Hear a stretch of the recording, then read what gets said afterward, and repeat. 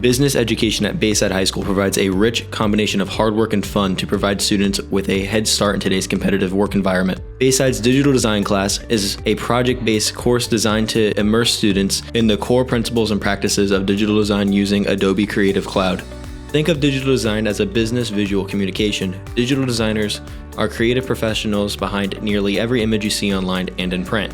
They create brand identities and logos, posters, magazines, and print layouts, animated ads, and motion graphics. If you love being creative and want to turn a passion into a paying career, this course is your blueprint.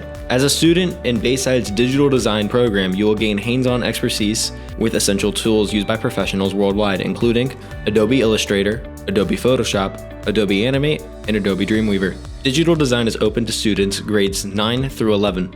Level 1 students will master the fundamentals of the Adobe software by studying design theory and put that theory into practice through dynamic projects. During the second and third years, students will sharpen their technical and creative skills, building a strong portfolio. Every student in the program will also prepare to take the Adobe Certified Professionals exam, a recognized industry credential that employers look for. If you're ready to challenge yourself and show off your creative side, the possibilities in digital design are endless.